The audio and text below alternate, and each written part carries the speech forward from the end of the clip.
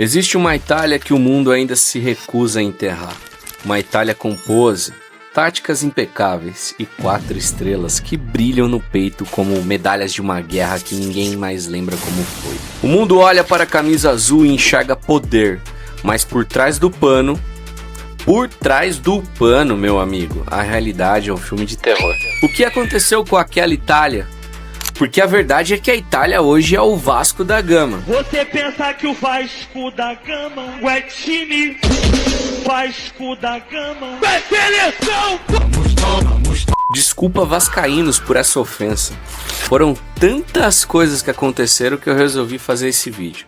Estamos falando de um gigante que parou de fabricar um novo Del Piero para virar um cartório de imigração. Os caras desistiram de investir na base para virar um open bar de veterano e um abrigo para qualquer sul-americano que tenha um tataravô que nasceu em Nápoles. Eles se convenceram de que a camisa ganha jogo, enquanto transformaram a Série A num asilo de luxo, onde um jogador de 25 anos ainda é chamado de garoto. Hoje a gente vai falar sobre a soberba italiana, sobre o colapso de uma liga que já foi a dona do mundo e sobre como o império desaprendeu a própria arte. Bem-vindos ao Fute Web Docs, eu sou o Vitor Sick, paizão e CLT, produzindo tudo isso daqui sozinho nas horas vagas. Meu irmão, fortalece comigo, deixa o like, o hype e se inscreva no canal. Sem mais delongas, vamos abrir esse cadáver.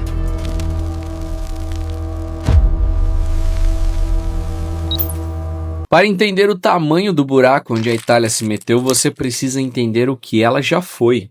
E eu não estou falando de um timezinho organizado não. Eu estou falando de um dos maiores pesadelos que um atacante poderia ter na vida. Antigamente, enfrentar a Itália era tipo ir pro tribunal responder por um crime que você não cometeu. Você sabia que o juiz estava comprado, o ambiente era hostil e no final você ia sair de lá condenado. Os caras não jogavam futebol, eles interditavam a zona portuária. Enquanto o Brasil revelava o moleque que driblava, a Itália fabricava monstros em laboratório. Baresi, Maldini, Nesta, Cannavaro, esses caras não estavam ali para dar espetáculo, eles estavam ali para garantir que o seu atacante estrela saísse do campo pedindo pelo amor de Deus para ser substituído. Gente, nós estamos falando da única seleção europeia que empilhou 4 títulos mundiais, com estilos que moldaram o futebol. Em 34 e 38, eles eram a força bruta e a disciplina de Vittorio Pozzo. Tudo bem que nessa época não existia cartão amarelo e vermelho, então já dá para imaginar, né? Em 82, o mundo viu o Catenaccio na sua forma mais letal. Uma defesa que era um cofre de banco e um contra-ataque que punia qualquer erro. Eu digo o Brasil do Tele. E em 2006, o auge da inteligência, eles não ganharam no talento individual, eles ganharam na ocupação de espaço e na frieza de quem sabia que se o jogo fosse para os pênaltis ou para prorrogação, a resistência psicológica deles era infinita. Aliás, essa camisa de 2006 era muito linda, hein? Uma das mais lindas entre todos os campeões recentes.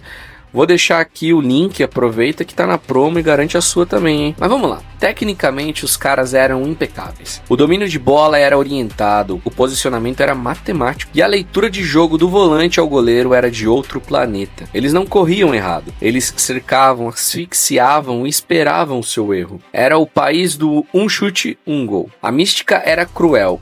Eles deixavam você ficar com a bola 80 minutos, 85 minutos. Você achava que estava dominando, o torcedor estava empolgado, aí aos 44 do segundo tempo, um cara tipo Luca Toni, que parecia um boneco de posto, aparecia do nada, fazia um gol de canela e acabava com o seu domingo. A Itália era o padrão ouro. Nunca de forma brilhante e com futebol arte, mas sempre sendo respeitada e apontada como um perigo eminente. O problema é que quando você passa décadas ouvindo que mesmo o mal pode surpreender o mundo, você negligencia a fase real. Você acha que a sua camisa azul tem o poder de paralisar o tempo. E foi exatamente aí, no auge dessa soberba de quem se acha dono da verdade, que o mundo mudou. E a Itália continuou sentada no trono, esperando um trem que já tinha passado.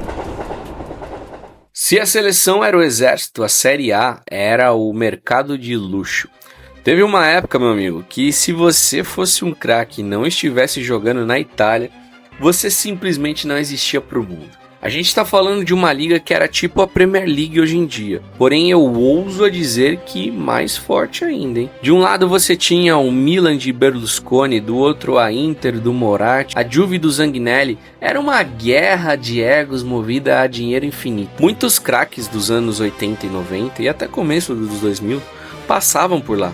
Maradona, Van Basten, Sócrates, Zico, Ronaldo Fenômeno, Zidane, Kaká. Inclusive essa camisa do Kaká no Milan, meu amigo, era muito da hora também. Ó, eu achei um link no precinho também, vou deixar aqui, tá? Mas voltando aqui, ó, o que eu tô querendo dizer é que o topo da cadeia alimentar do futebol morava ali na Itália.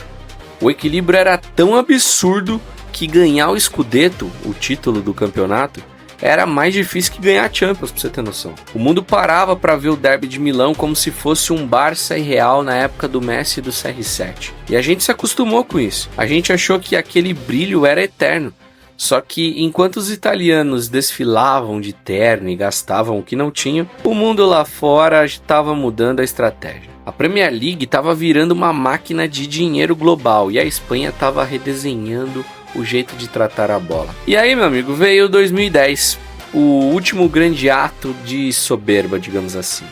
Até então a Itália ainda era a atual campeã do mundo, né, 2006. A Inter de Milão do Champions contra o Bayern, o time titular da Inter não tinha um único jogador italiano, nenhum. Aligos, enquanto o estoque de casa estava mofando. A Série A virou uma NBA que esquece de olhar para o draft. Até pegando o gancho de draft, eu me lembro que eu jogava Ultimate Team no FIFA 19 e gostava bastante de formar o draft, o time no caso, com jogadores da liga italiana. O ataque da liga era muito bom. Afinal de contas, o homem tava lá, né? Mas era muito difícil o destaque de jogadores italianos mesmo. Tirando o Immobile, né? Jogador de videogame. Mas eu vou falar disso um pouco mais pra frente. Fato é que eles acharam que o dinheiro e a grife seriam eternos. Mas 2010 foi o último gole de champanhe antes da ressaca histórica que viria logo em seguida. Se 2010 foi o ano do título da Inter, foi também o ano em que a conta chegou para a seleção. E a cobrança foi direto no fígado. A Itália chegou na Copa do Mundo da África do Sul como atual campeã. O peito estava estufado, a marra estava no auge, afinal, quem tem 4 estrelas não se preocupa com um grupo onde tem Nova Zelândia, Paraguai e Eslováquia, certo? Errado! O que o mundo viu foi um dos maiores vexames da história das Copas. A Itália não só foi eliminada na primeira fase, como ficou em último lugar deste grupo. Mas sabe o que é pior que um erro? É o erro que você se recusa a consertar. Em vez de explodir tudo e recomeçar, os caras trataram 2010 como um acidente de percurso. Eles acharam que era só esperar o tempo passar que a camisa azul resolveria tudo por gravidade. E aí veio 2014, a última vez que a gente viu a Itália em uma Copa do Mundo, olha só, em 12 anos atrás. E olha que já faz tanto tempo que tem moleque inscrito no canal que nem era nascido, hein? Eles até começaram ganhando da Inglaterra, o torcedor se iludiu, achou que o gigante acordou para logo depois levar um nó tático da Costa Rica e ser mandado de volta para Roma pelo Uruguai. 2 eliminações seguidas na fase de grupo. 2014 foi o marco que selou o caixão. Foi a última vez que a Itália sentiu o cheiro de um gramado de Copa do Mundo. De lá pra cá, o que a gente viu foi um deserto. Enquanto a Espanha ganhava o mundo com um tic-tac e a Alemanha vinha com uma molecada que corria 12 km por jogo, a Itália parecia aquele time inicial do Masterliga com Castolo e Miranda, sabe? Tentando ganhar uma partida do Real Madrid. A fábrica tinha fechado para balanço e ninguém avisou. O mundo acelerou, o futebol virou intensidade física e ocupação de espaço agressiva.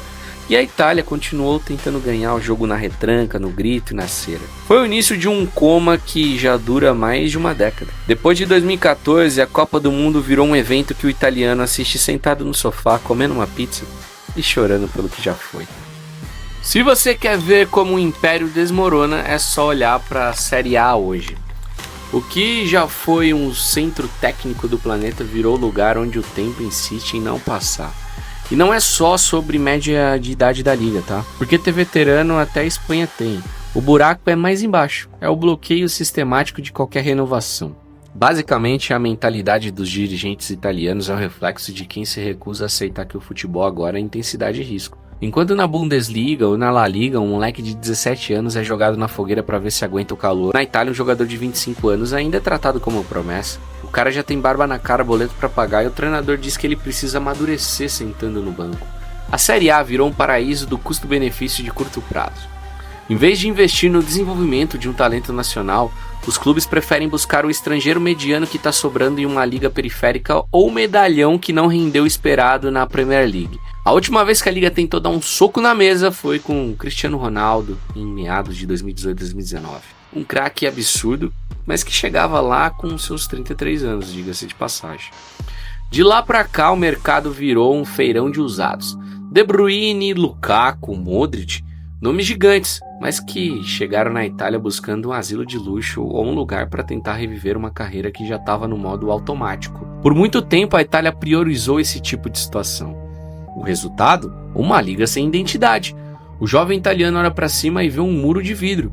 Ele treina, ele se destaca na base, mas na hora do jogo, o sistema prefere o pragmatismo de quem já sabe o atalho. Os estádios são um reflexo perfeito disso.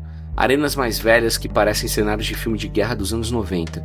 Inclusive, essa pauta dos estádios já foi comentada por um ídolo do Milan, o Gullit. E agora, no final de 2025, foi definido de fato a demolição do San Siro / Giuseppe Meazza, que são os estádios, ou melhor, o estádio dividido do Milan e da Inter de Milão, onde vai ser construída uma nova arena no local dele. Mas isso só depois de 2030, tá? Então tem chão pela frente. Tudo isso mostra que a Série A é um produto que parou no tempo.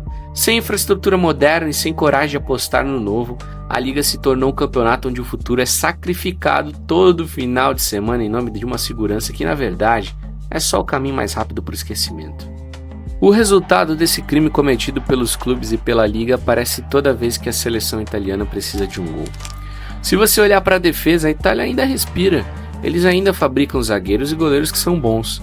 Mas quando a bola passa da linha do meio de campo, o que a gente vê não é a Azzurra. É um amontoado de jogadores que, sinceramente, são meia-bocas, tentando honrar uma camisa que ficou pesada demais. A grande tragédia dessa geração é que a Itália desaprendeu a criar e a finalizar. O país que já teve o luxo de ter Roberto Baggio, Del Piero, Francesco Totti e entre outros em campo, hoje vive de migalhas. A escassez de talento ofensivo é tão bizarra que a tetracampeã mundial virou um cartório de imigração. Os caras desistiram de formar o próximo camisa 10 clássico ou centroavante matador para virar um abrigo de aluguel. E cara, a gente tá falando de uma seleção que em pleno desespero precisa convocar o Matteo Retegui, um cara que é mais argentino que o Alfajor e que foi a solução de emergência porque não existia um italiano de nascimento que sabia onde ficava o gol. Até podemos citar aqui o Ciro Immobile, como o grande nome dessa história recente italiana, Mas o cara, como já foi dito aí, era jogador de videogame. Galera, por falar em videogame, eu tava subindo esse vídeo aqui agora e eu vi essa oportunidade e não quis deixar de citar. Se você curte videogame, meu irmão, tá atrás de um PS5, eu vou deixar o link aqui direto do Kabum. Só não compra, meu irmão, pra jogar com a Itália, pelo amor de Deus. Mas voltando aqui, no meio de campo a situação não era muito melhor. É uma zona de operários que tocam de lado e não arriscam um passe que quebra a linha. Pirlo e Gattuso com certeza choram vendo. Aliás, esse último de perto até, porque é o atual treinador da seleção. Ele é tipo que o Dunga foi para a seleção, mesmo com o Ancelotti, eles foram atrás do Gattuso. E por falar em Ancelotti, eu fiz um vídeo bem maneiro também contando sobre o método dele para trazer o Hexa pro Brasil, confere aqui depois, Mas vamos lá. Eu não posso deixar de citar também aqui a lista de brasileiros naturalizados recentes, A gente estava falando um pouquinho da carência italiana, mas olha só esses nomes. Jorginho, Emerson Palmieri, João Pedro e Rafael Toloi. Cara, Rafael Toloi, com todo respeito, mas é bizarro demais ver um cara desse daí vestindo a camisa da seleção italiana. Essa lista de remendos só cresce porque não existe renovação real na frente. A soberba foi tão grande que eles acharam que o DNA italiano ia resolver a falta de criatividade por gravidade. Mas o DNA não dribla e não faz o facão. Hoje a Itália não mete medo nem em zagueiro da Série B. Aquela aura de perigo iminente morreu e foi substituída por uma dependência vergonhosa de jogadores naturalizados para tentar, quem sabe, arrancar o empate suado contra qualquer seleção de segundo escalão. Meu irmão, é só ver o massacre recente que eles tomaram em casa da Noruega. A verdade dói, mas ela precisa ser dita. A Itália não é mais uma potência. Ela é um museu que cobra caro no ingresso, mas que as obras são todas mofadas. Os playoffs da Copa não são apenas um jogo, são o julgamento final de um modelo de negócio que faliu. Não adianta trocar o técnico, não adianta rezar por um novo pirata argentino descobrir que o seu bisavô era de Roma. A solução não está no aluguel, está na coragem. Ou a Série A impode esse muro de vidro e começa a tratar o moleque da base como um ativo mais valioso do clube, ou a Itália vai aceitar o seu novo papel no futebol mundial, o de coadjuvante de luxo.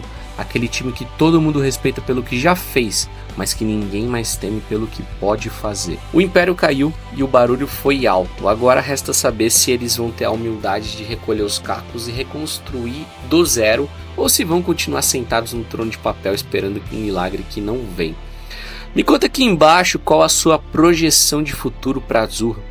Muito obrigado por ter ficado até aqui, confira os outros vídeos do canal e até a próxima.